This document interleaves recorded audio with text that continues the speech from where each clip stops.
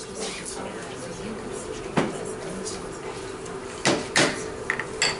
to the Fredonia Central School Board of Education meeting for Tuesday, April 29th, 2005. We start each meeting with a pledge to the flag, so please join me. Pledge allegiance to the flag of the United States of America and to the republic for which it stands, one nation, under God, indivisible, with liberty and justice for all. Okay, so we have an addendum tonight. It's all under consent, I think.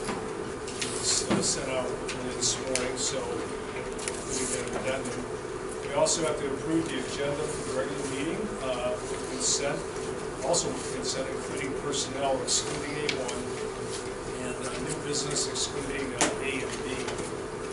Is there anything that anyone would like to hold for tonight's consent agenda, including the addendum? All good there? All in favor? Aye. Opposed? So next we have public hear from the public. The board is reserved this time to hear comments from the audience. Those wishing to address the board are asked to stand, give their name and address, and please limit your comments to 5 minutes or less per individual or group. Concerns and comments during this session should be directly related to items listed on the proposed agenda for this meeting. Does anybody like to speak tonight in public comment? Round one of public comment. Okay, all right. So next we need to approve the minutes of the last meeting, the last regular meeting of April 8th, 2025. Could I have a motion? So moved. Ms. Hahn, a second? Second. Ms. Fortner, thank you. Any questions on the meeting? Minutes, I'm sorry. All in favor? Aye. Opposed? We also have to approve the minutes of the budget meeting of April 24th. Could I have a motion for that? So moved. Well, Ms. Noah, you're here. I'm here. A second. Second. Ms. Fortner, thank you. All in favor? Aye. Opposed? And we're right into our first presentation, which is a presentation of the elementary school, middle school 3 to 8 data with Mr. Golger and Ms. Balhomas. Thank you. I'm going to do a quick intro. We also have Mrs. Marsh here, our middle school assistant principal. So thank you to all three of you for being here. We're excited to kind of get back and re-engage in some of these conversations at the board level. And not that anybody at our building level has not been processing data, looking at test results, whether they're state assessments or local assessments, those growth measures that we've been involved with, things like iReady. But as COVID kind of crept into our functioning as organizations, we got away from some things, and part of that was presentations like this tonight. You know, we had at least a year where there was no state testing, and then we kind of got back into it, and there's been a lot of adjustments for students as well as adults during this time. But tonight represents the beginning and sort of the re-engagement of these kinds of conversations at the board level. In chatting with Jamie, Mark, and Andrea in preparation for tonight, we recognize this is not a comprehensive conversation. We were not in any way looking to include everything that we could possibly share regarding 3-8 data, but we looked at this as a step one of a larger conversation and starting to re-engage around these concepts. They have asked that we run through the presentation, let them kind of complete the slides, and then we can go back and follow up with questions. And maybe even importantly, the question is, what else would the board like to know moving forward? We recognized, again, this is just a first step, so we are more than willing to follow up formally and informally with additional things that the board would want to know or have part of the dialogue as we work through this.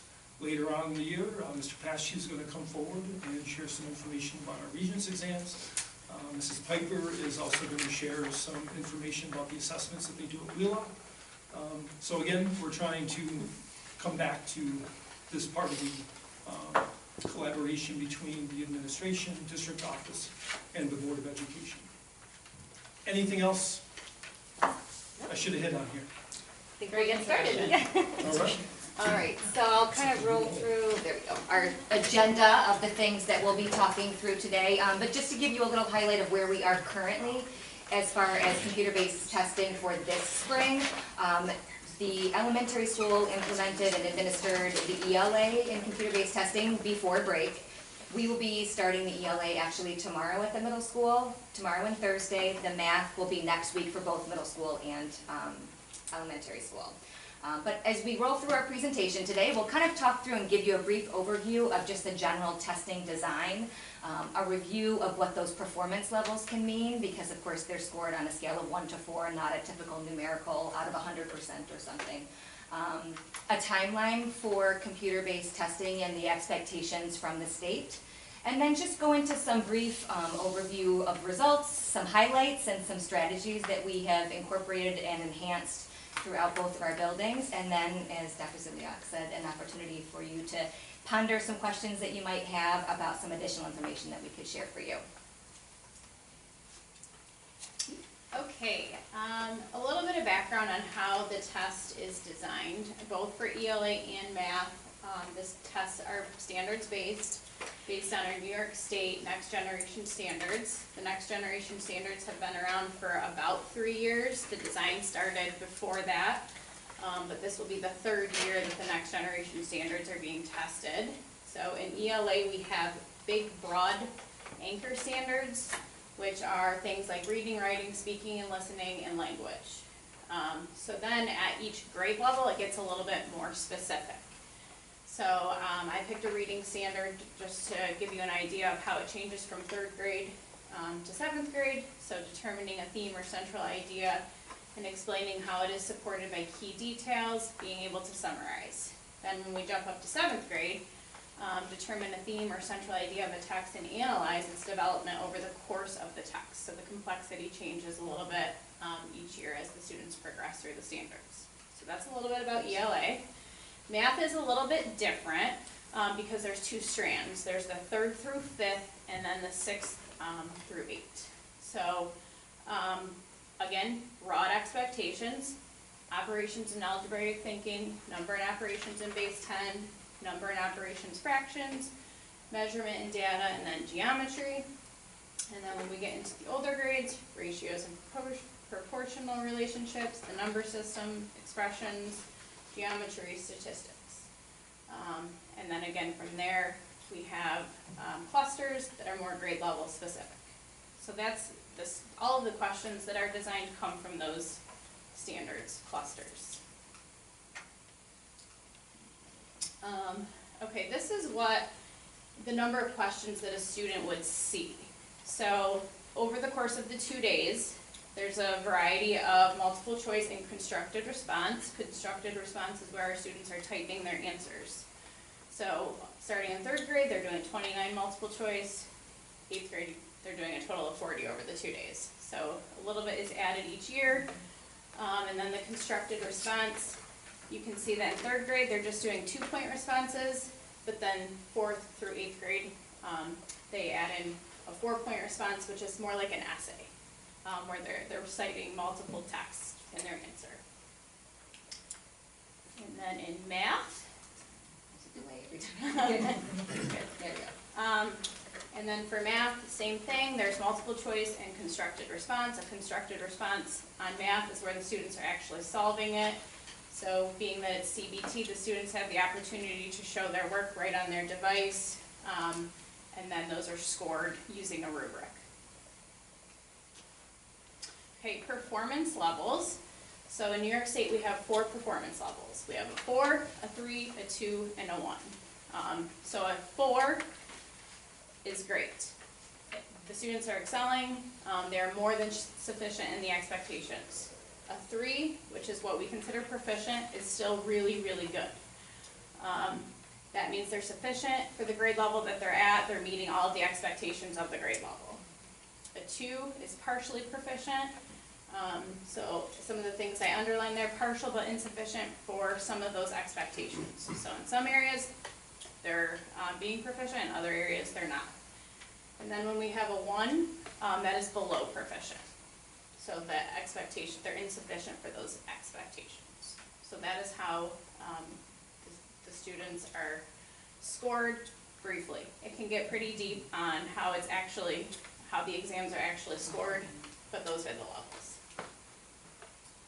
So like all things that New York State implements, the expectations are designed and shared with districts through a timeline, so that districts have an appropriate and adequate amount of time to prepare both themselves as a district, if there's technology, devices and other materials that need to be purchased, if teachers need some professional learning, obviously if there's impact on instruction for the students, and this is how it has been rolled out over the past couple of springs. So you can see that by spring of 2026, the expectation is that all students in grades 3 through 8 will be taking their assessments over the computer in ELA, math, and science. Now at the middle school, we've been doing computer-based testing since 2019. Then of course we had that gap because of COVID. At the elementary school, 3rd graders piloted computer-based testing last year in preparation and anticipation for this year when both grades will be completing the assessments on the computer. Great. Oh, that's embarrassing. So I'm over here, I gotta do a little zooming in and things like that. So we know what the test looks like, we know some of the questions, and thanks for talking about the levels of proficiency. So what we're gonna look at are some percentages, and what the state gives us is the percent proficient, and what they consider proficient is the number of 3s and 4s combined. But it's important to note that when you are defining the level 2 students, it still says if you're a level 2 student, you are on track to meet high school graduation criteria. So I think we gotta shift our focus from these are the kids that pass the assessment to not pass the test, to more of their language, percent proficient. But keep in mind, this doesn't include those 2s, which are still on track to meet high school requirements. So how we're going to break this down is by years, 24 through 22. The first thing we're going to look at is the district performance. That's the percentage of kids in grades 3 through 8 who met the level of proficiency for the ELA. And then we will compare it to the state and the county. So last year, 44% of our students, so that's all of our students in grades 3 through 8 for their ELA, were proficient. And then let's compare that to the state, because if we don't do that, it's kind of hard to compare it. So in the state, 46.4 were proficient. And then if we get a little bit closer to home, we can kind of look at our county. And this is all the schools in our county. It was 42.1% proficient. So the next thing we can kind of ask ourselves is, are there any trends? Well, let's look at the past 3 years, side by side, to see if there's any kind of things that we can glean from this information. Just a real quick glance, as it kind of looks like there's not a lot of changes in the past 3 years. But when we look at this information, it only tells us just a little bit of what we can learn from these assessments. So sure, we've got a number of kids who are proficient, some who aren't, but how can we grow as educators? So what the state does, or what our local BOCES does, is something really cool. And they give us principals and teachers access to something called the Level 1 Data Warehouse. I always thought it was a real place, but it's just a website. But it's really pretty cool. And from this website, we can access data in any way that you can imagine. And one thing that I share with the teachers, and Jamie and Andrea do as well, is we break down the test. So what I'm going to do is we're going to click this, we're kind of going to zoom in real quick and see what we can glean from this assessment. So this document that we're looking at right here breaks down the test first by standards. Like Andrea said, it assesses standards. So if we just go from left to right, this is a 4th grade ELA. Here's one of the standards. They have to simply summarize a text. Well, how did the test assess that? The page is irrelevant, but it was question number 20, and it was a multiple choice question. Well, how did our kids do? 55% of our kids got it right. And we can kind of scroll from left to right here and get a little bit more information. So there's your choices, A, B, C, or D. We saw that 55% of our kids answered D. That was the correct answer. But then they give us a little bit of more information, which is kind of cool. They give us this thing called gap to district. Well, there's only one elementary school in this district, so there's no gap to district. But they tell us a gap to BOCES and then gap to region. Our BOCES is all the schools in our Erie to Chautauqua, Cattaraugus BOCES. So let's see how we did compared to those kids. So our students were 5% better than the BOCES kids. And compared to the region, I don't know what our region is, but I think it extends over to Binghamton, it's a bigger region, but as you see, there's 37,000 students in the region. We did 8% better. So this would be an area of strength. So overall, our kids did better than the BOCES. We did better than the region on this particular question. And what's really cool about this is we can click this and we can actually see what was question number 20. It was a multiple choice. We did well with that. So this is information that we share with our grade level teams. We do this in the elementary school, they do it in the middle school. What the principals get to see is individual teacher performance as well, for the specific question for their class. So then what we can do with that information is say, wow, this teacher was incredibly strong with teaching kids how to summarize texts. This teacher needed a little bit of boost. So maybe let's have a team meeting and let's share our ideas. Let's see what we do so we can improve. And then what we can look for is areas of growth as well. So what we would look for is a negative percentage. Something more than 2% would be more statistically relevant. But as you scroll down, you see here's a strength right here, which is 11%.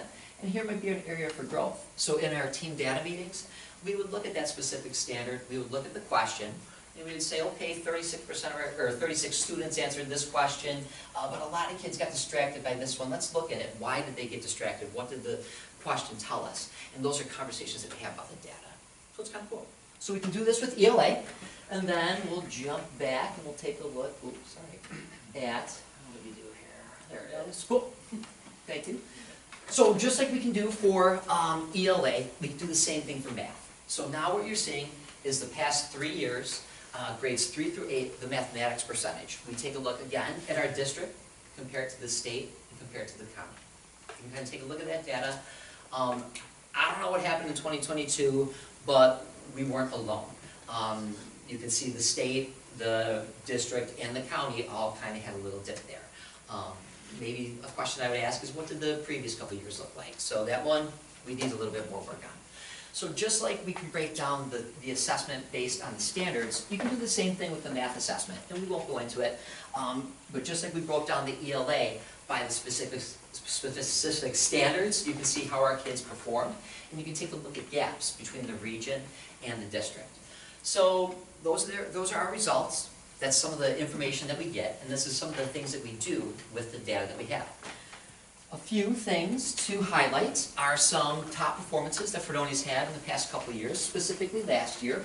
Our fourth graders cracked into the top 5 into the county. So what you see here are all the districts in the county. I've blocked out their names because it's not, I don't own their data, but I'd like to share the Fredonia's data.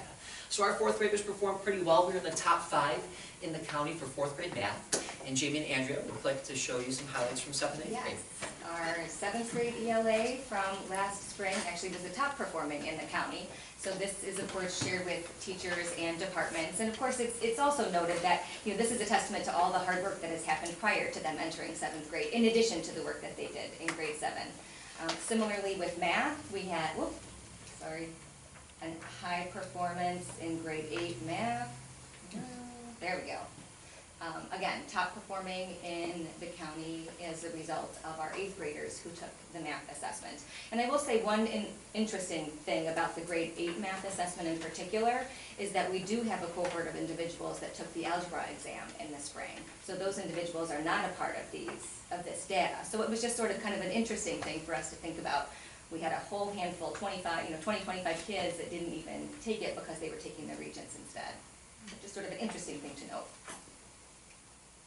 Cool. And we'll kind of wrap it up with some key strategies, things that we do in the building that help us with this information is our data meetings. At the elementary school, we have data meetings 5 times a year. I facilitate those with our RTI team, which is the response to intervention team. And we look at the data just like we kind of did today.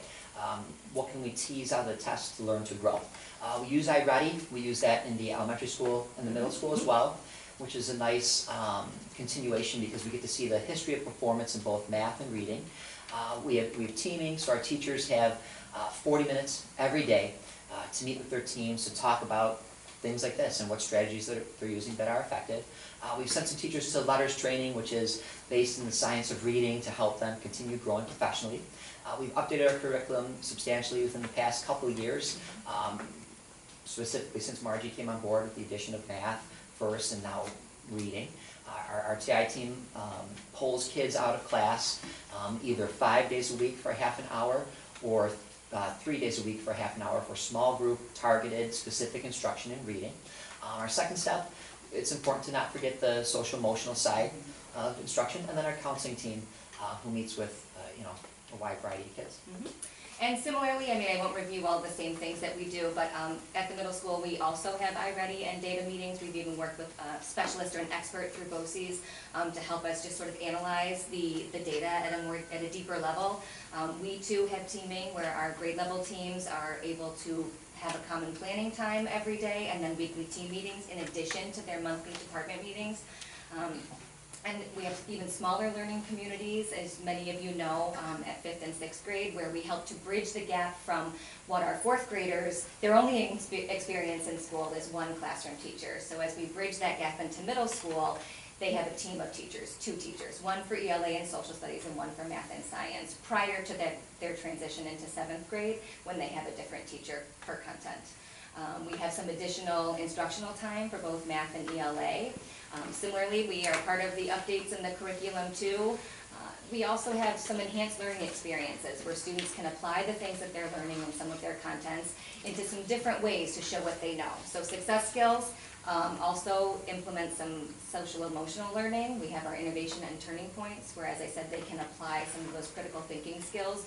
They're doing a lot of project-based learning, some hands-on activities, and sort of enhancing some of the content and foundational skills that they have learned in their other classes. Our counseling team also meets weekly, both Andrea and myself, along with our psychologist, social worker, and counselors, and we talk about the building as a whole, but individual students also, and how we can help to boost some of their successes and bring their families along with us, how we can work together as a team to attack some areas and again, boost their successes.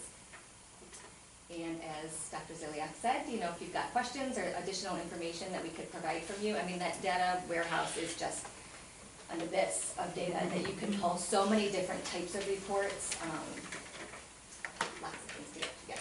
Thank you so much. This is so interesting. I guess the first thing that comes to my mind is, so that we saw on the bar graph levels 3 and 4 proficiency, but I think it would be interesting to see, because you said if you're in level 2, you're still possibly on track. What would be the breakdown of our level 1 and level 2? That's super easy to provide. Yes. So it takes a minute or two, but we could get you that. We could combine the 2s, 3s, and 4s. I think that would be interesting. And then the other thing I'm curious about is when you look at those numbers, how do you set your goal? Is it to be just incrementally better than you are? Are you comparing yourselves to the state, the county, or the BOCES area? Like, how are you deciding what your goal is? So one thing that we do at the elementary school at least is we take a look at the previous year's roster, and what we can do is we rank all of the students from the highest performing student to the lowest performing student.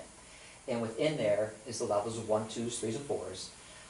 But there's also a variation. You can be a high 2 or a low 2. So what we do is our goal is to take some of the kids who are a high 2, target those kids. Let's look at their tests specifically. What did they get wrong? What were their areas of strengths and weaknesses? Let's target those kids through RTI services, because they're the maybe easiest to move to the next level. But we do that in conjunction with our RTI data, which looks at 3 points: the local measure, the state measure, and then the district created measure. And we give those guys either tier 2 or tier 3 services, which are either 5 days a week or 3 days a week, based on how they perform on data. And I think for our building too, when they meet as either teams or as departments, it's important to look at some of those specific questions and the standards that they're addressing. So if you notice that there's a theme where all of the questions under, you know, this standard, the 3 or 4 different questions, we were underperforming some of those other comparison categories, that would be an area that we want to look at instructionally. What do we need to do to, you know, have more of an impact in this particular area? And then what standards are we highlighting that we're outperforming those, whether it's the region or the BOCES, that type of thing? How can that inform our instruction? Thank you. You're talking about the data and you go in and you analyze the data. Can you talk about the process? When does that happen? Is there a formalized process? Is this a committee, an individual? I mean, for us at the middle school this year in October, and I should say too that the data is not released to us until, it would be great to have it over the summer so that that can inform some of our in-service days.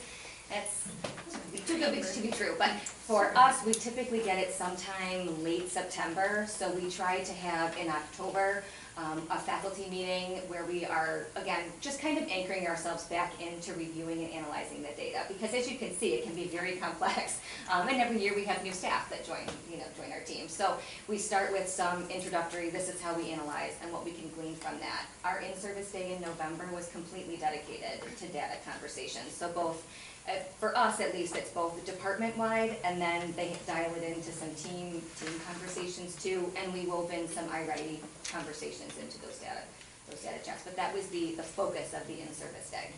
We also printed a variety of different reports that they could review. There's the clickable links, like Mark said too, so we shared that as well. Great. Other questions?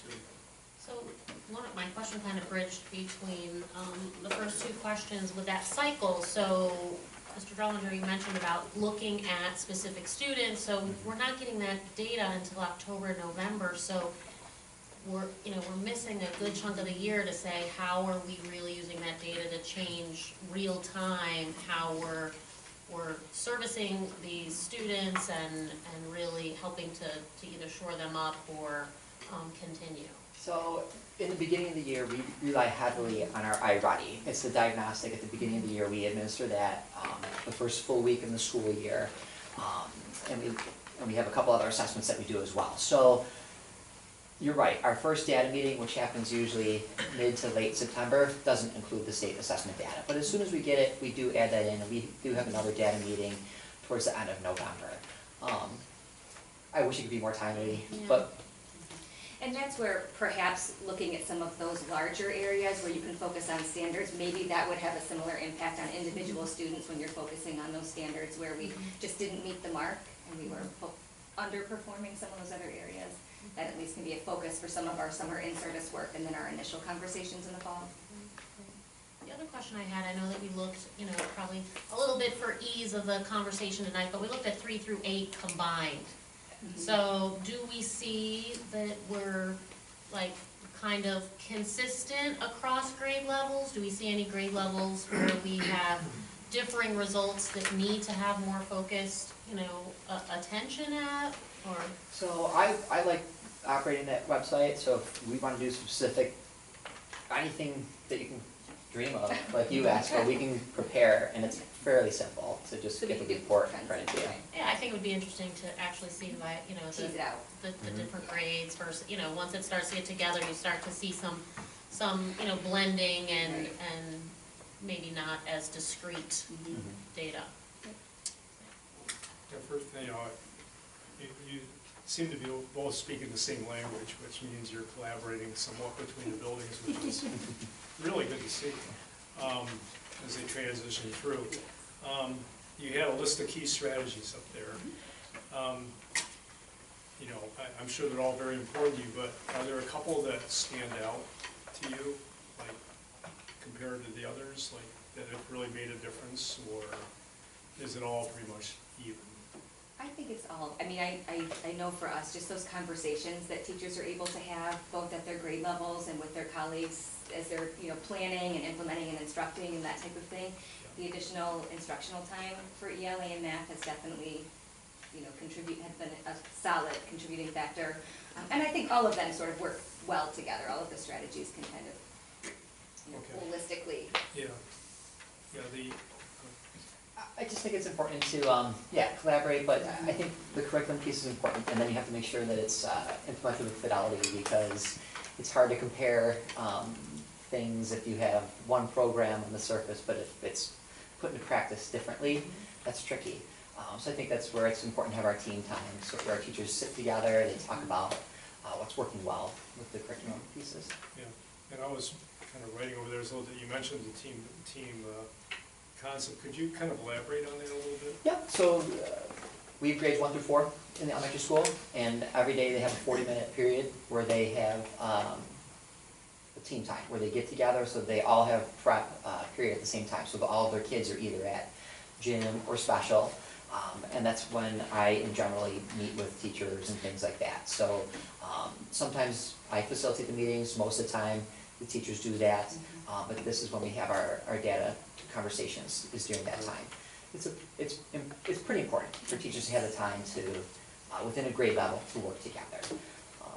So they get together and they Yeah. discuss the data, they discuss kids and their classes. Yeah, there's nothing we can't bring to the table, That's every day? every day. Yeah. One question, can you explain, again, I was a little confused on the slide. What grades are optional, what is a required? Trying to figure out if my kid's pulling a fast one on me, because I'm pretty sure she is. I mean, the New York State assessments, Yeah. we hope that all students participate in those assessments. But I think as far as this implementing it in computer-based, the state is saying that by next spring, every district in Next spring. Yeah, next spring. So that is just to take it over the computer. There are still some districts that could be administering a paper-based test. For us, we have elected to administer it through the computer. For the middle school since 2019, and then now for the elementary school too. Thank you. I'm a competitive person, and I would love to see the graph for Williamsville schools, Amherst, and Clarence. We do the same thing with our We do that teachers. too. And the funny thing about it is, we actually calculated how many kids would we need to move in proficiency to be the top performing in the county. Because it's easy, because there's approximately 100 kids in each grade level, so those numbers are, the percentage is the same as a kid, you know? So if we want to move it up 3 percentage points, it's only 3 kids. So we do that. And we certainly poll Orchard Park, I used to work there, we poll Williamsville. It's fun to look at. And we can certainly do that too, so that's more that we could look at in the future. Any Thank other you, guys. questions? Thank you so much. Yeah, Thank you. Thank you. It's great to have some data to work on, and, we're with a new strategic plan in place, we want to, this will be a benchmark and even move to greater heights, so thank you so much. Thanks for giving us that data. Okay, financial report with Treasurer's report with Mr. Forbes, budget, investment, and revenue status reports. Yeah, kind of do is a blend with the dashboard and the other reports. The big tickets for March was, we got our regular scheduled state aid, and then they also give us what's called the spring sustaining advance, which essentially is the May and June payments. So we took in, between basic formula, lottery aid, and BOCES aid, about $6.5 million during the month of March, which was good because we were starting to get down on the tax money that we collected in the fall. So this allows us to continue with the investments in the treasury bills. The rates are decreased a little bit. They were running 4.2-ish. Now they're in the 4.17, 4.18 range, but still much better than they had been a couple of years ago. So we continue to do good there. We picked up $14,000 of additional revenue during the month of March, which left us at $190 for the year. And several months to go, we should be in the 220 range, I would think, by the time we get there, which is all excess revenue, and that helps with potential fund balance at the end of the year. As far as the dashboard goes, didn't really make many changes. Everything's tracking about the same as it was in February in terms of expenses and revenues, other than I tweaked the line for use of money, which includes the additional interest revenue. Other than that, I don't have any further comments.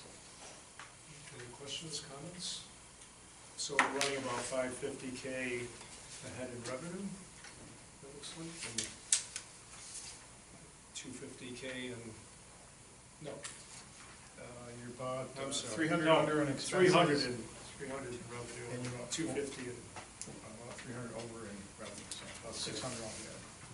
okay. Out of the fund balance of 750. Right, we had it by 750, but this doesn't reflect a couple of things that occur at the end of the year where we do some audit adjustments with our retirement system amounts and the final health insurance numbers, so Right. we're tracking okay, not great, but okay. Okay, good, thank you. On the treasurer's report, can I have a motion to bring that to the table? So moved. Mr. Marshall, a second? Ms. Ford, thank you. Mr. Forbes? Anything there? Nothing there. All in favor? Opposed? All right, moving to personnel, we have the pleasure of recommending to approve the appointment of Ron Tonelli to a probationary position of high school principal commencing July 1st, 2025. Can I have a motion to bring that to the table? So moved. Ms. Hahn. Second. I came very quick. Dr. Ziliak. As, once again, as you know, Mr. Paschke, a few months ago, decided to move on to his next phase of life in retirement, and we certainly want to always recognize his contributions to the districts in so many ways, so thank you once again, Mr. Paschke. And as part of that process, we, run our hiring process. This year, we added a couple layers, thanks to Dr. Wright, where we had students directly involved in the process, as well as a separate administrative team, as well as a separate faculty and staff team, who all met with the candidates. And through that process, and oftentimes this happened, one candidate becomes a clear choice for us. Mr. Tonelli, as some of you might know, has worked for Fredonia prior as our high school assistant principal. He also is a parent in the district of 2 here tonight, but 3 wonderful children, and we're happy to have them with us. He's a resident, obviously, of Fredonia, and has also really had some unique and positive experiences in the last 4 years working in Casadega as high school principal, or is that technically middle school? High school. Gotcha. Yeah. And at the end of the day, we just try to process all the information that comes forward during the interview process and make the best decision we possibly can. The idea is always to select the best candidate that would be the best fit for us here in Fredonia. And at the end of the day, Mr. Tonelli was the clear choice. We're excited to have him coming on board. We look forward to him joining us July 1. We're going to enjoy our remaining time with Mr. Paschke here at the end of the year. I hope you enjoy your time in Casadega as you wrap up things there, but we're excited and want to welcome you to the district. Thank you. Great. So we'll formally approve you and then we'll take some comments. Sure. All in favor? Aye. Opposed?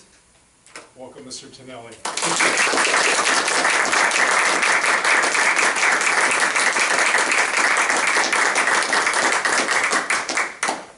Mr. Tonelli, any comments? Sure, absolutely. Do I need the microphone? Can I just stop? We're good? Okay. This is, first of all, the nicest, I think, inception, because I think the first time I got hired here, it was over Zoom, because it was 2020. And then when I got hired at Casadega, I was allowed to come into the door, take my mask off, say hello to everybody, and then walk back out the door. So this is really nice to be able to do it this way. It is also a little bittersweet, putting 4 years in to another district in forming relationships and all those things that go with this job, which are really important. But like on the flip side of that, for me, being able to do that here in my home, in the district in which we all live, is really, really special to me. So I'm super excited about that. I obviously was trained by some wonderful people here who were all on the admin team when I first started here. And so I appreciate everybody giving me their vote of confidence, making me feel welcome, already walking into the interviews and just kind of knowing people and feeling comfortable obviously plays a part in that. But I'm so looking forward to getting started on July 1st and my 1 day off on June 30th between. So, I do appreciate everything so far. That's great, thank you. Thank you. Thank you, welcome. Congratulations. Any comments at all? No, we're excited to have you back. Good to see your face. Thank you. After, I should introduce my family too. This is Yeah. my wife Sure. Amanda, my 7th graders, Estella and Leo, who are twins. And I have a 9th grade daughter, Cecilia, who is at a soccer practice tonight, which I could say most nights of the week. So. That's great, that's great. Welcome. And, or welcome back. And, it's great because you've been here, so with Mr. Paschke, you know each other, the transition is always very important. So it's great that, you have somebody you can transition through with, and we're excited for it. And we're also very excited for Mr. Paschke to have a great retirement too. It is great. I know that firsthand, so, great, thank you. Thank you. So now we need to move on to, that's it for personnel. So we're moving into new business. We need to approve the ballot for the election of board members to the Board of Cooperative Educational Services. And it looks like we have to do one vote each for 5 vacancies. But our life is fairly easy because we only have 5 candidates. So what we need to do is go through the formal process. So can I have a motion to bring that to the table? So moved. A second? Second. Thank you. And the candidates are Linda Hoffman, Ron Catalano, Kathleen Chiavetta, Dwight Keating, and Anita Ray. And Anita Ray is an old former board member. So that's pretty neat. So yeah. So all we need to do is approve that. So all in favor? Aye. Opposed? Okay, and also we need to adopt the resolution for approving the 25-26 tentative BOCES administrative budget in the amount of $4,036,957.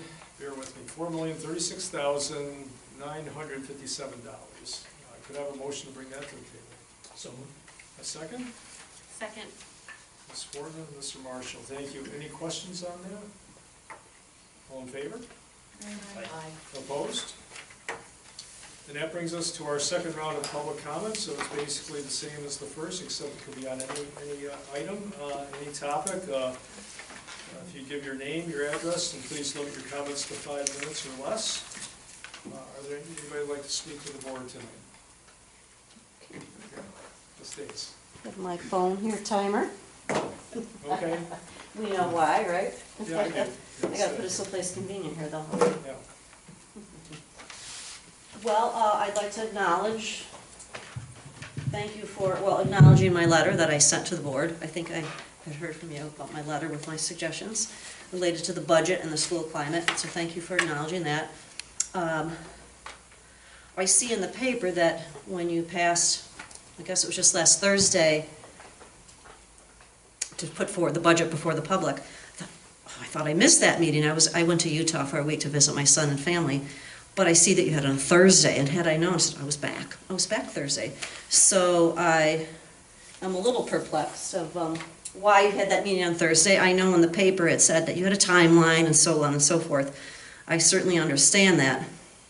But I don't understand why, with a time crunch, why you couldn't have done some preliminary discussions earlier, like a plan A, B, C, according to what the state aid. I don't want to think that spring break played a part in that, because as the CEOs of this company here, certainly you wouldn't have that same kind of a break. But to point out in the paper, look how big, John, you came out in the paper. In the paper, though, I was a little taken aback by, sorry, I have to find it, my time is getting eaten up here, where it said the superintendent cautioned against cutting any of the positions, especially without further evaluation. With the district and the time crunch, you explained, clarity on state aid, a decision needed to be made that night on the final budget and tax increase. What I want to know is, without further evaluation, I don't get that about cuts, because you've known a year ago about my own position, okay, not to replace it. So I don't understand in an organization why you wouldn't be discussing that all along, like plan A, B, and C kind of thing. And then the board shared a desire moving forward to have earlier discussions in the coming years to evaluate staffing throughout the district. Additionally, the district will continue to evaluate the budgets for each building principal along with any potential staffing cuts moving forward. It's like, when did that stop? When did that go away? Isn't it ongoing? I don't, of course you should have, I'm surprised the board hasn't demanded it, of ongoing discussions throughout the year. When did it go away? I was always under the impression, or even experiences with January, you're talking about, okay, the numbers are low here, maybe we have to make some transitions. So that's a little embarrassing, I think, for the district to even have made that statement about without further evaluation. I was told last year when my job was like, well, we got to think about it some more. Well, you've had a year. So in reference to just taxpayers in general, is the two, I'm going to say again, I mean, the voters are angry. I don't know if the budget will go down or not. I mean, you got your capital project, the phase 1, but they're angry, okay? And of course, then, Fernonia's tax is going up at that astronomical rate. But those two teachers, that the pre-K has only like 64 students or something. That means you're going to have a massive kindergarten roundup to even get close to 90. Okay, you don't need that teacher, which who knows what the pre-K is. And the same with the fifth, okay? You didn't need to replace me last year. Okay, so there's 120 moving up. Have a sixth grade teacher move down and have one of those. Last year, the teachers, even amongst ourselves, were talking, oh, they're probably not gonna replace her. We don't need her. One of us could be self-contained, which is grades 5 and 6 are elementary certified. I think some parents and students would welcome having a self-contained classroom. It would be a very good scenario. I don't know what that big deal is. Those two teachers, okay, top level are over $100,000 in their benefits. You're close to $250,000. That would have been a very easy cut for you. No one's losing a job, and boom, that's a gift to the taxpayers. So I don't, it's smoke and mirrors or something to say that you don't see those numbers and you see that. So again, in my letter, I had also said, I still encourage you to do a survey. Do a survey of the teachers, independent of administration and the union. They'll be tempted to filter something, and you'll find out about climate and waste. And you'll find out where the weaknesses are if you give the teachers the chance to do that with some kind of confidentiality. So those are two that if it goes down, you should be able to do that. It's been so easy. And you know, in my letter I mentioned other positions that really do not affect student achievement. I won't say it again. I made it as a record last time, one being assistant principals. You just don't need them. You've got to get, it's something so archaic about continuing to go to the property owners to, you need to live within your means. Okay, it just can't always be. I was talking to my neighbor before I came. We have a sick cow, and we're just like having the vet there, and I'm talking about it. He goes, it's like they're slitting our throats. There's something archaic. You have to figure something out. And therefore, I would encourage people I know are voting no on the budget, because you had the opportunity to make very reasonable cuts to meet the reality of where the community is today, their economic challenges. And people are tired of the same old excuses. Oh, we got to study it out, this and that. There's just something very backwards about it. And just living within your means. You had the opportunity, you didn't do it. And I still say that should be plan A, B, and C. And the board, why you haven't demanded this before, I don't know. It was always ongoing. My time is up. Okay, it was always ongoing, something we did. I don't know when it stopped. The last 5 years, 10 years, that was always a thing of discussion. So, okay. Thank you. I'm within 44 seconds. Thank you. Thank you, Ms. Days. Just one comment. We did follow up on the survey idea, and New York State School Board Association, they said that, it's not our role to, directly poll the staff. It's not our role. But thank you for your comments, and if you didn't finish, please leave it with us or email us again. I'm happy to have a conversation. I did leave. I'm sorry, I kind of missed the time that you sent it back, and then I went to Utah, but Yeah, I that's missed fine. the time when you voted That's for fine, it, so. but, and maybe Dr. Zoliaks, you could follow up with Ms. Days, and, Yeah, I'll have a couple of comments have a here tonight, but conversation. certainly she Okay. knows I'm always open for a discussion if needed. Okay. Well, thank you for your comments, and thank you for the time, and thank you very much. Any other comments tonight? Yeah, Mr. Kevin Martin, just be very brief. I wanted to take a moment to introduce myself. I'm a resident here, just submitted a petition to run for the board, so I'm looking forward to a future working with you guys and trying to bring this school to where it can be and where it has been. And I don't want to say that I have any concerns. I want to sit down and listen and see where you guys are at. And lived in the district for 4 years now. But was a tuition kid a long time ago and moved back into the area for work, and then kind of retired. But so I've got some flexibility now and want to have some involvement in the community that I didn't get a chance to have when I first moved back 10, 12 years ago. So my family lives here, 2 kids in the district. It's an honor for me to be able to do this, and I just wanted to take a second to introduce myself. Thank you. Thank you for coming to Mr. Martin, and thank you for putting in putting your hand up to be on the board and volunteer your time. Absolutely. It's a rewarding, thing. It really is. So, thank you. Any comments at all? No, thanks for coming. Okay, so let's see, are any other comments from the board tonight? From the board, from the public? All right, our superintendent's report. All right, thank you.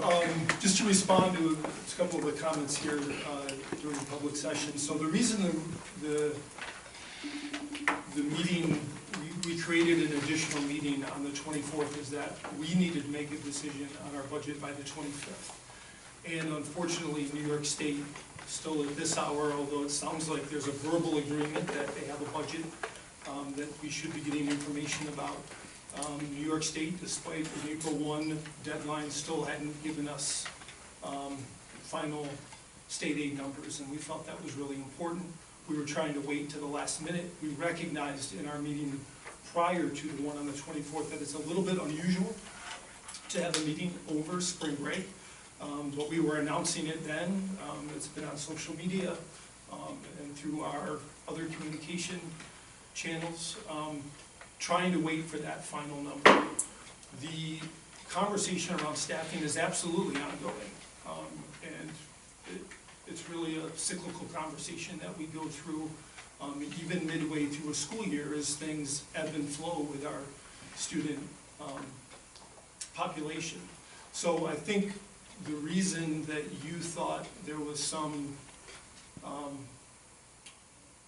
last minute conversation about, and I can't remember what was the quote you used, without further review, because at least in my mind, we came into the meeting with a certain number in mind, which in my mind would not require any staff reductions. However, in processing feedback from the community, there was a decision made during the meeting to lower the tax percentage from 299 to 259.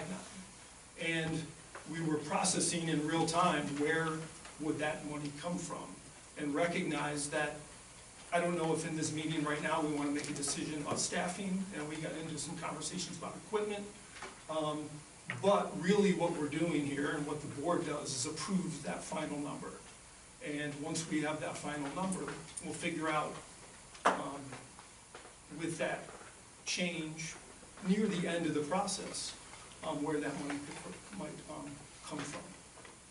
I'm proud of our district. I'm proud of our faculty and staff. I'm proud of our administration. I'm proud of our Board of Education. To think that we would be embarrassed about the work that we're doing, I can't feel good about that or that comment. I feel like we're all working hard, and I feel like we're all trying to do the right things for students. You had mentioned a few meetings ago that really where the rubber meets the road and where a difference is made is by the classroom teacher, correct? So in my mind, we're fighting to keep that strong instructional program that we have, and are trying to do it without taking away those people who make a difference every day in the classroom, in the trenches, in the daily grind, doing great things for students. So, you know, I understand we're in a difference of opinion here. It doesn't necessarily mean you're correct and I'm incorrect. It doesn't mean I'm correct and you're incorrect. It's two schools of thought. And for the moment, this is where we are as a district. And part of my entry plan, 3 things really came to light that people felt were really valued and didn't want to see go away in Fredonia. One is student-teacher relationships, and people felt that they were extremely positive. The other was the strong instructional program. The other was the wide variety of extracurriculars and other experiences we offer students. So yes, I will acknowledge here in public session, I am and we are fighting to keep all those things in place. Despite some variation in state aid, despite inflation, despite all the things that we see happening around us. So, you know, I think we're transparently and honestly trying to do the best we can and the right thing for the students in our district. So I appreciate your comments. Thanks for being here again tonight, and I'm more than willing to have a discussion off the grid at any time you might be interested. Beyond that, there are some exciting things happening with facilities. Prior to our meeting tonight, we did have a Board of Education facilities committee meeting. We ran through the major things that are happening, I just want to review some of those. We've talked about almost all of these before, but this is a good time to review. This summer, we are doing a $100,000 capital outlay project that mainly involves the playground here on the main campus. The main rationale for that work is really making sure that playground is accessible as possible to all students. There's also a small amount of work in flooring that'll happen within the district. But on those $100,000 projects, we are aided exactly the same as a larger capital project. So 82.7 cents on the dollar eventually come back to the district. We are also looking at an additional project the following summer, so not this summer, but next summer. And one of the things that we recognized is that, and we appreciate Proposition 1 being passed and supported by the community. We recognize Proposition 2 and 3 were not, and one of the things that was the focus of Proposition 3 was our athletic fields and how we can really upgrade those facilities. One of the ways in which we can do that is through the outlay projects. We are looking at doing some work for to our fields down the road. Through these projects, we're also looking at continuing to partner with other organizations who have facilities that might be useful to us and our student athletes as well as our coaches. That would be part of what's coming forward in May to be voted on by the public.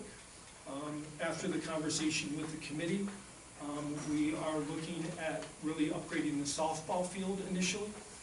We feel like that's a field that can benefit most from the amount of money that can be spent through one of these projects. For instance, like the Orange Bowl would be a lot more difficult to upgrade, needing more work, having a lot of other things involved in that facilities compared to our softball field.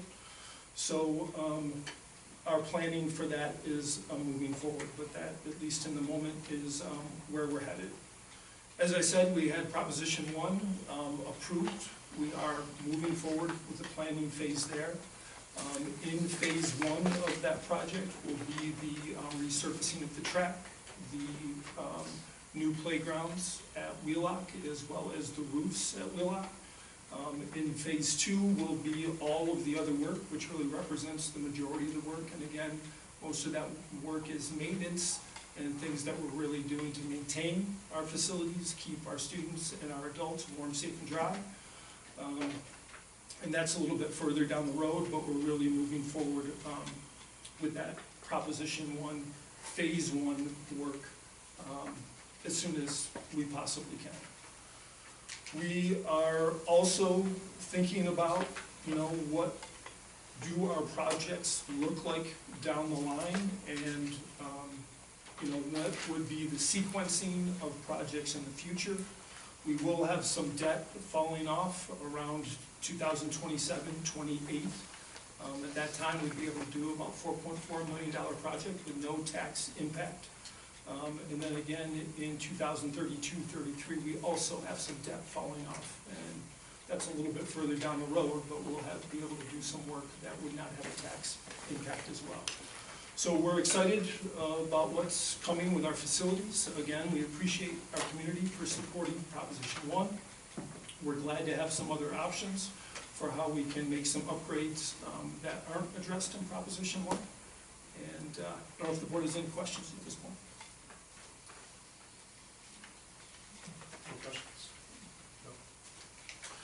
Another thing that came up in conversation recently is the state put information out about what's being called a literacy attestation. Dr. Wright's been doing a lot of work in this area. I was just asking her to hit the highlights tonight, maybe 2-3 minutes, just reminding the board what this is and what the work we'll have to engage in to produce what the state is asking us to do. Thank you, yes. I gave each of you, you have in front of you what Mark and Andrea Marsh, assistant principal at the middle school, and myself met with all of the grade levels, UPK through 6, and special area teachers to ensure everybody's understanding of this.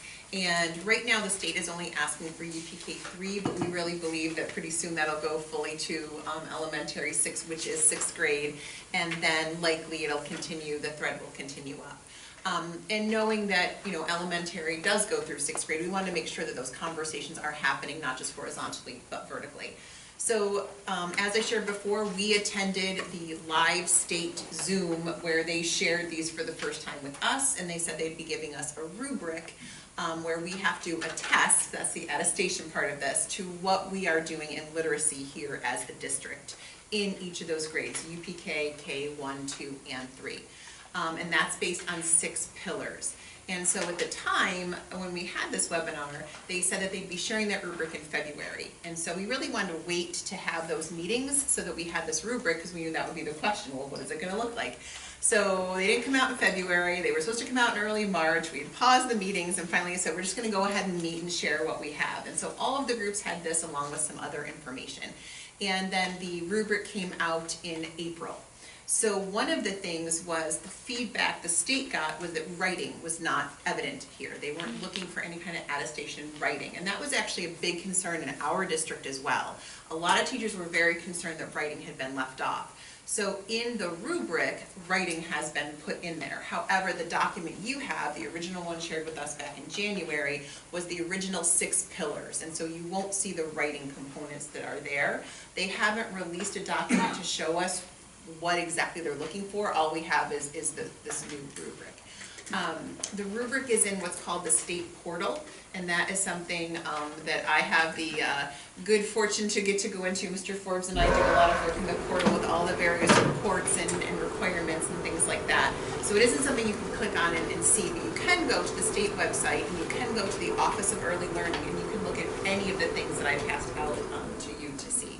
We presented at Curriculum Council today what that rubric looked like, and we offered to any teacher, UPK through 6, special area, ENL, all of that, to join what we're calling our attestation team, and that will be the representative body to really dig into this rubric, to go out and get the answers we need, come back and see what they need to be, and then we have to submit this attestation by September 1st. So our first meeting is actually next Tuesday, May 6th. With the attestation team, and we are going to just dig into the rubric and see what do we need to find out. When the state presented this rubric, you'll see that the charts talk about fully developed, kind of like the rubric you saw with the testing, fully developed, partially, or not at all, and that they said that the attestation would match that. Well, the attestation is very much all or nothing. Either you have every single component of the pillar, or you're a no. So it's a 100%, or not, you know. So that'll be interesting to dig into a little more to see exactly what this is, what they're asking us for. But what all you're doing is saying, what are you doing? You're attesting to what you do right here, right now. The exciting part is our literacy pilot. We're in year 1 of the pilot. Next year it'll be year 2 of the pilot. Is the HMH Into Reading series, and HMH Into Reading is fully aligned with the science of reading and fully aligned to these pillars. In fact, they actually I had reached out to them and they shared with me their guide to how HMH directly aligns to these PK3 literacy best practices. So that's really exciting. As we dig into it more, we continue our science of reading learning. As I shared, Andrea and Erin Henry, who is a 6th grade teacher, I have that correct? I keep calling her 5th grade, I don't know why. 6th grade teacher, and April Power, 1st grade teacher, are part of the Erie to BOCES Science of Reading Symposium. And so they've been doing a lot of work and bringing that back to the school. They're making a lot of these resources available to us, excuse me. And one interesting thing that was not present there, but is present in the rubric, is that we have to attest to the professional development that we're doing in these areas. Which for us is actually exciting because we've been doing a lot. So it's new, it's, like I said, brand new. It's going to be something that every single district in New York State is required to do annually, not just once, every single year by September 1st. So right now we have 4 meetings planned before the end of the school year with the goal of having it completely done. We may have one day in early July, and then what we want to do is submit that so that if there is something that they need fixed or changed or whatever, that we have it back and we can use that as a platform for summer curriculum writing. So we really do have a proactive approach set that Mark, Andrew, and I sat there and, kind of hammered out, how can we do this, do it early so we can devote the time we need.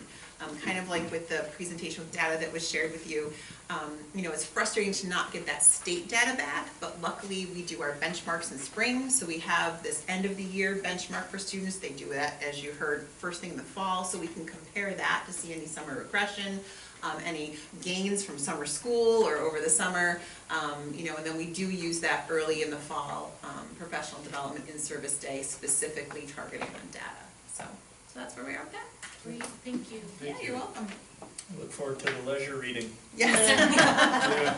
And you'll see those are designed by pillars, which is kind of nice. So you'll have like the first pillar, I believe, is phonemic awareness and just the grade levels it impacts. And then you'll have the next one and you'll go through all the grades like that. So you aren't flipping back and forth between all the grades. So that's just how that one happens to be designed. But any other material you want, happy to provide it for you. Great. Yeah, it's great to have your data in the future and look Yeah. forward to seeing what it is, so thank you. Yeah, you're Thank you. welcome. Last thing tonight, before at least the board members, we have a draft of the calendar for the 25-26 school year. There's a couple things I'm looking for feedback on. As you probably are aware and remember, our calendar is jointly created, at least the proposal that comes to the Board of Education between district office and the FTA. I'm meeting with Michelle Greenow, the FTA president, on Thursday this week to hopefully solidify our proposal to the board. And two things I'm looking for feedback on. We've talked about half-days a number of times. And the initial thought a couple years ago that we added 4 half-days because we were fighting for professional development time, especially with our work around literacy and work that was going to be coming with Leader and Me. We felt like we needed some additional time. In this calendar this year, we reduced that to 2 days, and in the proposal that you see right now in front of you, there continues to be 2 days. One is on November 25th, the other is on February 13th. Again, the reason that we're suggesting that, and I'm asking for feedback, is we try to build in some additional time for professional development. At the same time, yes, we want these days to count as instructional days towards our 180 count, and that's where we have students in the morning, and that time counts for a day of instruction. There were some good questions asked, and Mr. Paschke shared some preliminary data with us last meeting about the attendance on those days. And we definitely do see a dip in attendance. What I provided for the board tonight was from this school year, the 2 days before the half-day, and then the half-day itself. In the February day, our attendance on those first couple days, 92, 93, dropped down to 84% across the district. This number is a little bit less significant at Wheelock and Elementary. It's a little bit more at middle school, and then we see the most absences at the high school level. Back in November, 92%, 91%, then down to 75%. So I certainly recognize the decrease on at least this example that you have before you. I would like the opportunity to try to think about how we could encourage students to come to school on those days, communicate with parents that we're valuing these half-days and really encouraging them to get their students to school or encourage their students to come to school, whatever that relationship might look like. But we're trying to still maintain a couple days in here or additional days in here for professional development. However, we're at the draft phase. Again, this is a proposal, and I'll have a little more conversation with Michelle on Thursday. Feedback from the board, I'm more than willing to take to that meeting and share. Is the February 14th, was there a vacation day the next day? Because the 11/26, it was probably Thanksgiving, wasn't it? Yeah, that was the last day prior to Thanksgiving. Thanksgiving break that Tuesday. And then February, there's always a holiday then. It's before the President's Day. So, like, I don't think you can look at that and just say, well, they were half days, therefore attendance dropped so low, because now that we're looking at the dates, Yeah. it's like, those are kind of natural days when people might pull their kids. Right. I'm just acknowledging the attendance is low. Yeah. I mean, if we said, okay, you know, are we taking days away from the December break? Are we taking days away from the April break to say, put professional development, you know, leave those as full days somehow, or what are the options other than encouraging attendance? So I think, I might have I don't know if I misunderstood your question, but what my initial thought was, so with Lunar New Year and with Juneteenth and some other holidays that haven't been part of our calendars in the past, we're really tight on days in terms of meeting the 180 days, also building in the idea of the potential of emergency days. So were you asking if we didn't do the half days, would we then do a full day of professional development somewhere else? Well, right, so if we said that if you wanted to leave those, the half days, call them still professional days, then we would have to have students back in the classroom, either take a day away from December break or spring break, to have students back in class to meet the 180, because we would have to meet 180. We're saying we want professional development, we're not gonna have school, and we're gonna add back in a full day instead of a half day. Okay. Yeah, we would have to take from a day that currently we're not in session. Right, so it would be like December or spring break, because we don't have time at the end of the year, right? Correct. There's no more time. Yep. No one wants that, Mrs. Fortner. I'm evaluating options, right? It would be an option. How many professional development days do we have? So we have 5 superintendent conference days, which is unique to Fredonia. 4 of those can count towards the 180. By FTA contract, we have a provision for 5 days. So technically, one of those days doesn't count towards the 180, because you know, we can only count 4 of those. That's just a side note. And then, really, in terms of straight professional development, these would be 2 additional afternoons. The other half days that we have are designated for parent-teacher conferences, or exams at the end of the school. So, that brings up a good point. You have the data for the professional development, but it'd be interesting, the parent-teacher conference half days too. Sure. Where are we, do we have that data? We'll see what that looks like. In terms of the attendance on the mornings? Attendance on those, because they don't fall on a vacation day the next day. Right. To see how that compares. Yeah, last year, although they do tend to be on Fridays, October 10th, October 17th, and another day on March 20, which are all Fridays. Yeah. If we can see that data. Yeah.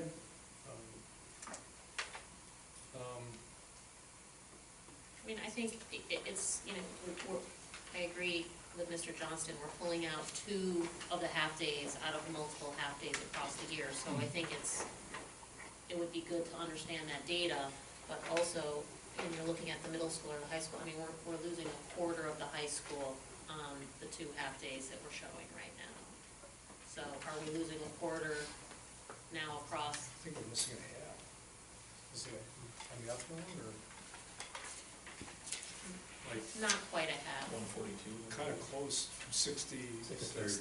a third, A third, yeah, okay.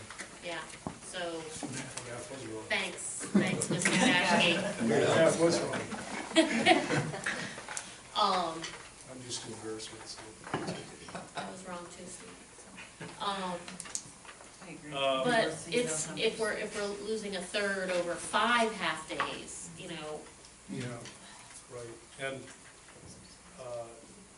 it doesn't seem to be as much a problem down in the elementary Wheelock. That's why I'd be very interested, Wheelock in the elementary, for those other half-days, to see, Because it wasn't so much on 2/14, February 14th, elementary Wheelock, but then it was a lot more right before vacation. So, yeah, Yeah, I can definitely have that for you. I Sure. should probably have it for you by the end of the day tomorrow. sure. Any other questions, or? I mean, I don't wanna give up professional development either. I think it's important, but, you know, how do we find that balance? Yeah, Sure. Yeah, I'm with you, because that's a large swath of students to be missing. yeah. Is there any strategies that the administration might have, or staff, on how to increase attendance? Maybe we can look at, if there's any strategies that some administration, others have, trying to get the kids in. That's really problematic, when you're missing that many kids. Well, I think we've done some things that, different things that happen in the morning that are definitely have been more appealing to students over the last couple of years. Kind of tapping into some of the more fun events. Yeah. Connected to our Pride initiatives. I don't know how much we've reached out directly to parents and said, hey, here's what we're trying to do, and we could use your help by, Kind of make it a focus, yeah.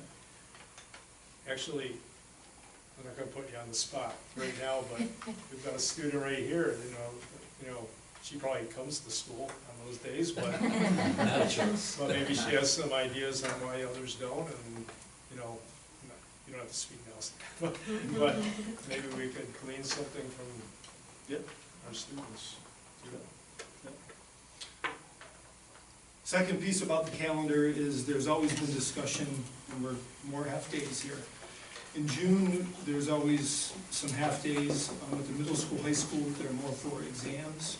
For the elementary school, they are more geared towards thinking about rostering for next year, creating reports that can be passed on to the next teacher of the students, wrapping up data at the end of the year, so on and so forth. We have 4 half-days designated for Wheelock in the elementary in June. One of the requests or suggestions from the FTA is that those days are the last 4 days of the school year.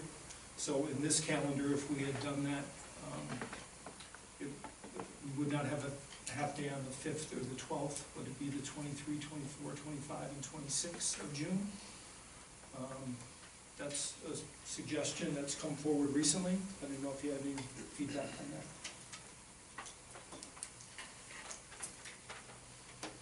I know we have transportation for kids, right? But I do wonder if that's a burden on families. They're not expecting that much shuffling of kids at that time of the day. So I don't know, is it worse for families to do 4 days in a row? Versus once a week? I don't know. Probably a case-by-case No. scenario. I don't know if there's a correct answer there. If I were doing a lot of packing up other rooms at that time and preparing for next year, like kids perhaps? There's some of that happens at the end of the school year, but a lot of the work on these half-days is more around the items I was sharing, which definitely takes time. Mr. Drollinger's implemented like a pretty robust process for rostering the next classes, and that takes time. Same with Wheelock, thinking about, what does that configuration of students look like at the next grade level? I had another thought there, but it was fleeting. A lot of discussion, a lot of data, and it's also, the half-days allow the other grades to talk to each other. So first and second grade can get together, third and fourth grade can get together, and, fourth and fifth can meet together, and that isn't something we can do when we have students, because. No, I think, I definitely appreciate the value of the half-days. I think it becomes that point of the family, like, to make arrangements 1 day a week, or, whole week, and it probably is a mixed bag. But it's also, I mean, it's the last week of school, so they're transitioning into summer for their kids Sure. anyway. I don't know, I have no objection to it myself. If I could just put one thing out there, and again, this is very centric to the high school, but the Regents exams during those final days would not have busing home for the high school kids for the late exams if we do 4 in a row at the end. Just, there's only one Friday where there are Regents exams, so it'd only be one day where we have to struggle with busing versus 3 of those 4 days we would struggle with busing for their kids in the afternoon. But that's, I mean, we've dealt with it in the past, but I just wanted to put that out there. It's a good point. It's a good consideration, thank you. Think about that. And Mr. Forbes, we would basically need an additional run then on Wednesday? Yep.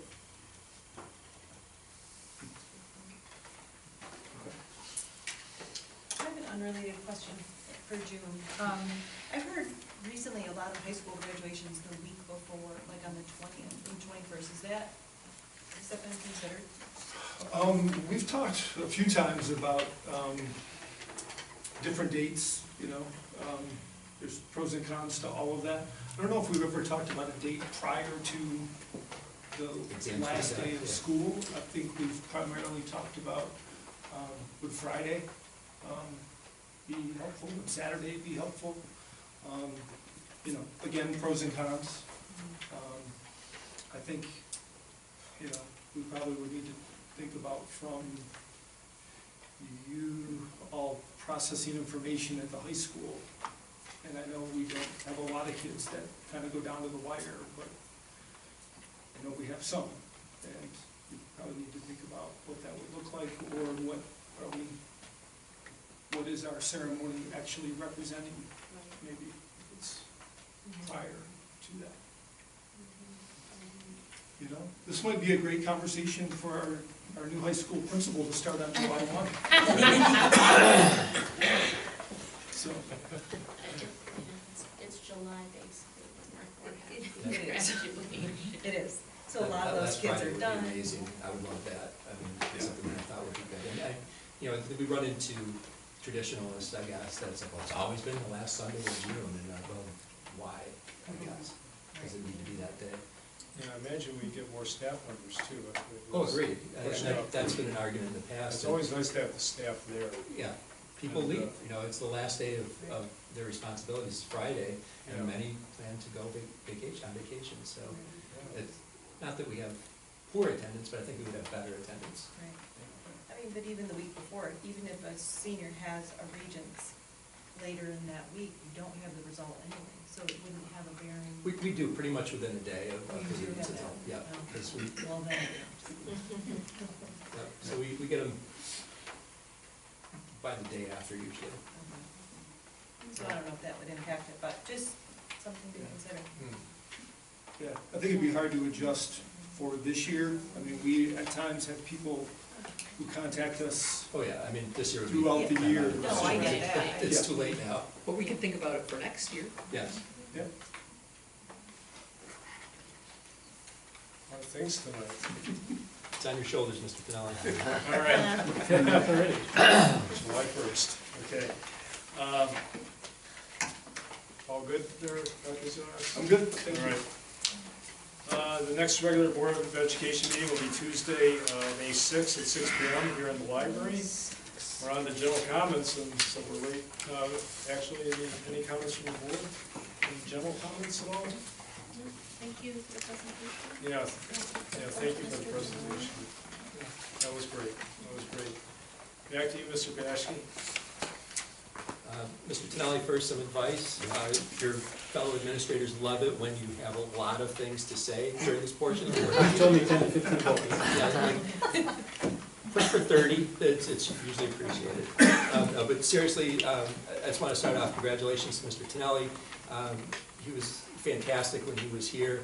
I was really sad when he chose to go to Casadega, but I'm thrilled that you are back, and I honestly can't think of a better person for the job, and I mean that from my heart. Mr. Tonelli's going to do great things for our district, and I'm looking forward to seeing what great things come. You know, some people have asked, like, Darren, is it weird, Ron's coming in and, you're on your way out, and to be honest, I'm excited. I think that, there are better things coming, and that's kind of our goal, right? We want to always be moving in a positive direction, and I think that Ron, you're going to bring a lot to our district, so welcome and good luck to you, my friend. Yep. We have a lot of stuff, so I apologize, it's under 30 though, I promise. AP exams are starting next week. Our kids will be going over to JCC here on Route 60 to take their exams. I just want to thank Sarah Korzaneski for all the work and learning how to do the AP exams this year for the first time and structuring all the stuff that needs to go into that. It's quite a process, so she's done a good job getting that done. Just right before the board meeting, I was on my phone, this gentleman called me. He graduated in the 1970s, and there was some sort of sport, he was trying to tell me what he was in, and I think it might have been baseball, that they won like a state championship, and there was something about it being like the only time something had ever happened in history.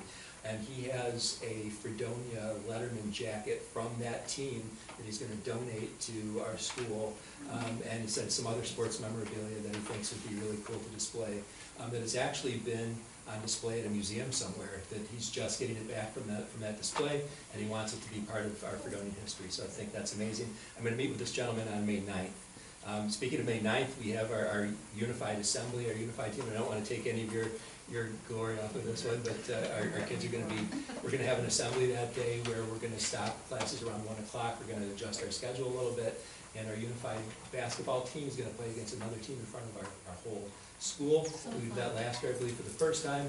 It was amazing. Our kids were fantastic. It was just, what a great experience for all of our kids to see and participate in. So, very exciting. Senior Decision Day is this Friday. If any board members feel like showing up wearing any of your regalia from previous lives in college or wherever you'd like to, if you didn't go to college and you are in a profession, wear that. But please show up. We've got senior breakfast at 7:30. We'll be celebrating from 7:30 to 8:30. Seniors will all be in the cafeteria. We've got balloons that say 2025. We've got lots of food, and the kids just have a great time with it. It's a wonderful day to celebrate with our seniors. We started kicking off Leader in Me student lighthouse teams this week. Today, staff information went out with our first newsletter. Tomorrow, information goes out to kids on how to sign up to be on the student leadership team. And then they have an option to fill out an application form. We're going to ask them to do a teacher recommendation as well to submit, and then we'll be selecting team members to get started as a leadership team forming to make good decisions for our high school. And I'm going to leave that to Mr. Tonelli to work with those kids, and he has some experience with this, so I'm excited to have him here for that as well. The good news continues. I want to congratulate our valedictorian, Ben Feit, and our salutatorian, Andrew Cowan, for this year. So that is formally announced, and I met with their parents right before break. So it's a joy to always do that. I'm excited to see them at graduation and celebrate them. I wanted to congratulate and thank Tom Donovan and Carrie Sweatman, who helped with the game day that we put on over the break, and it was successful. The kids came and had a great time. We ate pizza, we drank way too much pop, and it was just a fun day. Super huge congratulations to Ray Dye. If you remember Ray last year, I think he came in second in the country for the geography bee and represented the United States in the global geography bee. This year he was in the varsity version of that. He was like a JV last year, and he came in first in our country. So let's clap for Ray.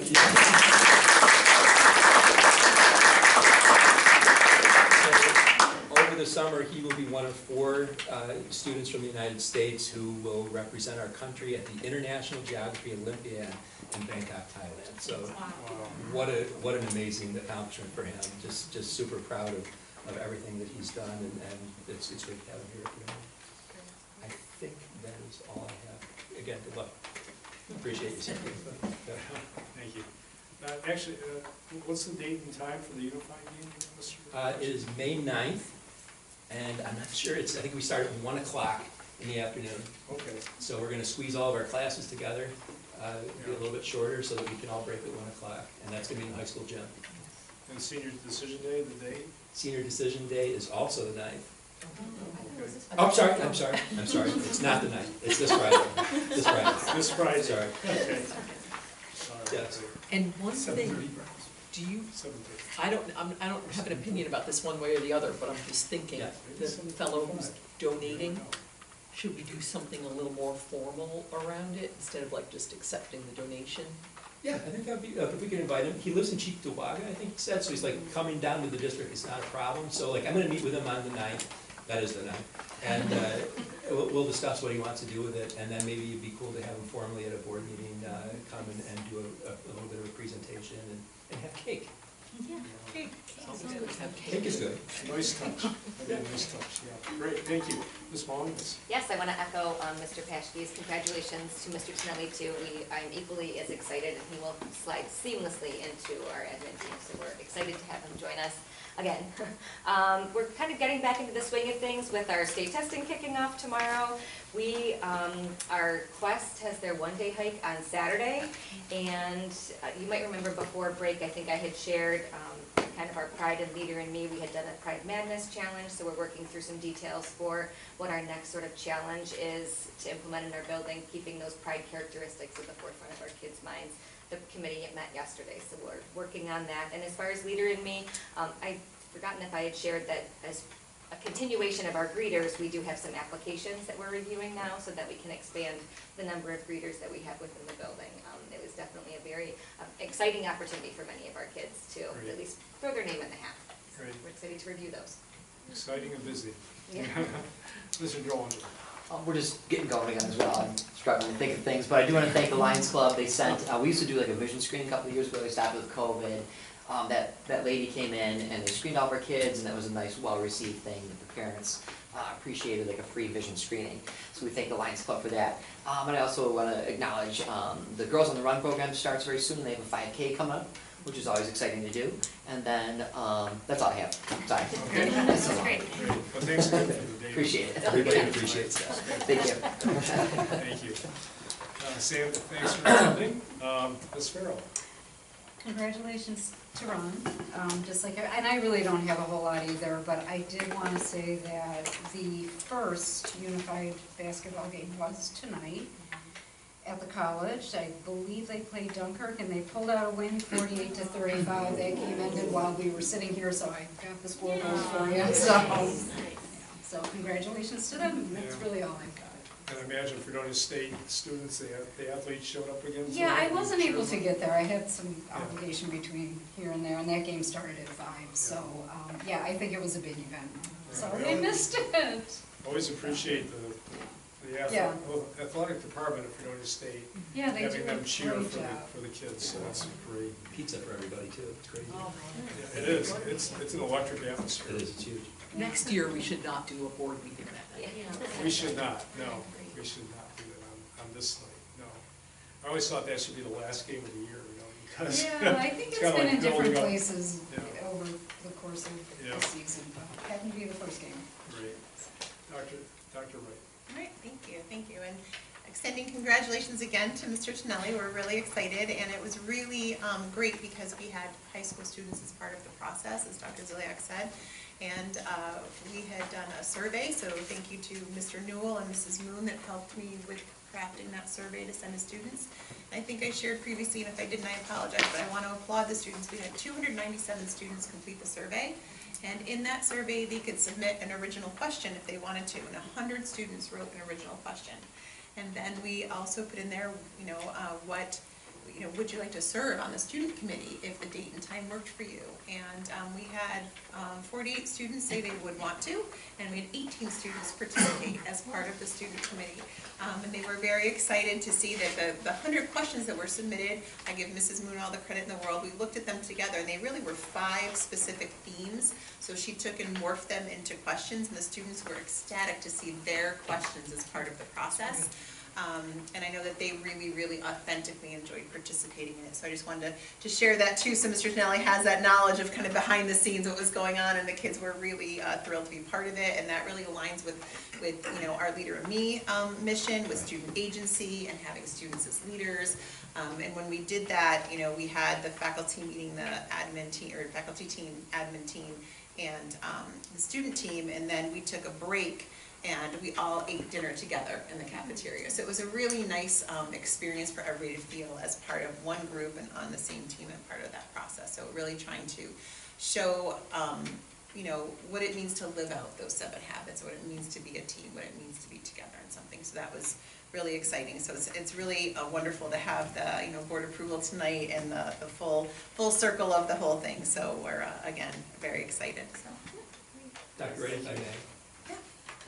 I just need to thank you for doing a great job with that, and I wanted to communicate this publicly because a lot of my teaching staff came to me and said, Dr. Wright did such an amazing job with this process. Oh, and we don't always hear those things, and I don't know if you've heard it, so I wanted to make sure that I said it, because there were a lot of compliments from my staff about the job and how well it was put together. So. Oh, well, I thank you very much You're for that, welcome. and please extend my thanks to your staff. Thank you. Mr. Forbes. Congratulations to Mr. Tonelli, and Darren used up all my time, so Ms. Morrison. Welcome to Mr. Tonelli, of course. Other than that, I'm good. Great. We're at the end here, except we have executive. But before we go to executive, thank you this days, Mr. Martin, Mr. Tonelli, for coming, and students. And apologies, it's a little extra long for you tonight, students, but you made it through. And anyone up here can sign your forms. All right. So could I have a motion to? We anticipate the need to enter executive session to discuss collective bargaining agreements. Do I have a motion? So moved. Thank you.